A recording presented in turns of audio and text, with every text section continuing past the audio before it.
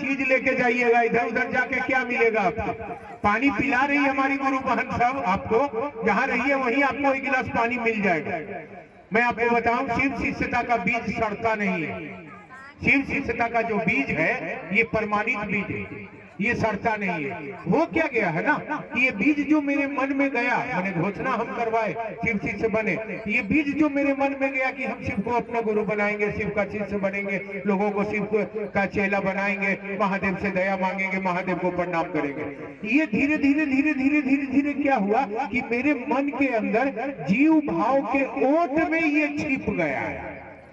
जीव भाव के ओट में, जैसे कोई आप किसान भाई भी हैं तो यहाँ बीज लगाते हैं, खेत में बोते हैं, तो बहुत सारा बीज से अंकुरन हो जाता है। और बहुत सारा बीज जो है डालते हैं जब, तो उसके बगल में पत्थर उत्थर पड़ जाने के चलते वो बीज उसी में छिप जाता है, उसी में रह जाता है। वही हुआ है हमारे मन में, जो शिष्यता का बीज पड़ा है वो जीव भाव के आकर्षण में छिप गया है, ठहर गया है। उससे तोड़ने के लिए जो ताकत चाहिए था, महादेव से दया का भीख मांगना, वो हम लोगों ने नहीं मांगा। मन ही मन 100 बार 50 बार अंतिम संगोष्ठी तक साहब कहते चले गए कि तुम पहला सूत्र छोड़ दिए हो, पहला सूत्र छोड़ दोगे तो तुम शिव के शिष्य नहीं बनोगे। तो पहला सूत्र हम लोगों से छूट गया, यही पहला सूत्र है। उस बीज में महादेव की दया का पानी पटेगा। जब तक महादेव की दया का पानी नहीं जाएगा तब तक बंजर भूमि में बीज उपजेगा ही नहीं।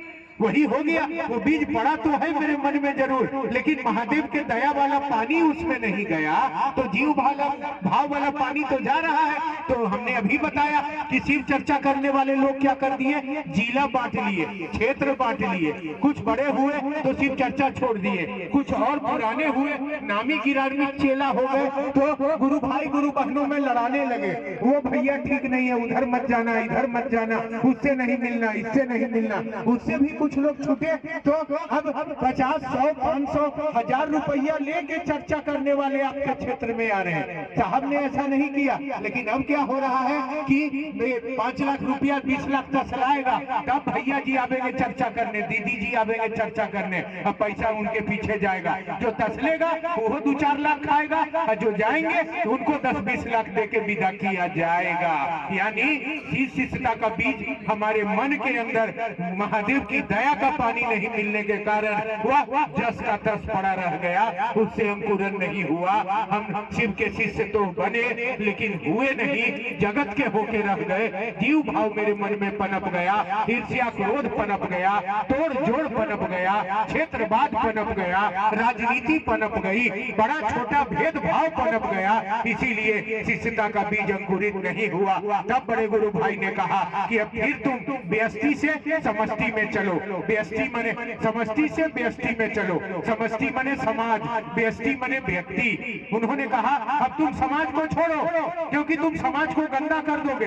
तुम्हारे अंदर अब ईर्ष्या जलन अहंकार बढ़ा हुआ है, शिष्य भाव बढ़ा हुआ नहीं है। तुम लोगों में यही डालोगे, महादेव नहीं डालोगे। ठहरो, तुम अपने घर में ठहरो, अपने मन में ठहरो, और जो बीज तेरे अंदर शिष्य भाव का पड़ा है उसको तुम उपजाओ। इसके लिए तुम पहला सूत्र मन ही मन लगातार करो, दिन भर करो। हे महादेव दया कर दो, महादेव हे महादेव हमरा अपना चेला बना लीजिए, महादेव हे महादेव ऐसा दया करिए कि मेरा मन आपको अपना समझे। हे महादेव थोड़ी सी मदद कर दीजिए। हे महादेव इस पापी का भी उद्धार करिए। हे महादेव मेरे मन में उतरिए। यह संवाद मन ही मन जितना ज्यादा तुम अपने अंदर बार बार करोगे, यह बार बार मन में मुक्त संवाद जाएगा, तो जो बीज पड़ा हुआ है 10-20 साल से शिष्यता वाला, वह इस संवाद के बार बार जाने से गुरु की दया का पानी उसमें पटेगा, और तब अब उससे अंकुरन होने लगेगा। और जैसे अंकुरन होगा अब तुम्हारे अंदर शिष्य भाव पैदा होगा, जीव भाव मरने लगेगा। इसीलिए उन्होंने कहा कि आप तुम समष्टि से व्यष्टि में चलो, और पहले अपने मन के अंदर बैठे हुए शिष्य भाव के बीज को अंकुरित करो, पुष्पित करो, बलवित करो, उसको अंकुरित करो, और तब फिर तुम समाज में जाना और लोगों को शिव का शिष्य बनाना।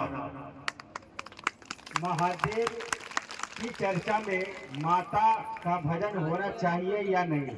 आप माता को अलग बनाते हैं, माँ अलग नहीं है। आप गुरु बहन लोग हैं, गुरु भाई लोग हैं। कोई अलग बलग वाले लोग जो शिव जी से नहीं है वो ऐसा करे तो कोई बात है। महादेव से माँ भगवती अलग नहीं है, आपने अलग कर दिया। महादेव की हृदयेश्वरी कहा गया है उनको। हृदयेश्वरी को तोड़ेंगे तो हृदय जोड़ ईश्वरी, यानी हृदय में निवास करने वाली वो भगवती आदि शक्ति महाकाली माँ भगवती जो शिव के हृदय में निवास करती है। आप शिव को प्रणाम करेंगे, माँ को भी प्रणाम होगा। आप शिव का भजन करेंगे, माँ भी आप पर प्रसन्न होगी। माँ को अलग कर देंगे तो बड़ा मुश्किल होगा। महादेव को प्रणाम करेंगे तो माँ को प्रणाम चला जाएगा, और इसके उल्टा अगर माँ को प्रणाम करेंगे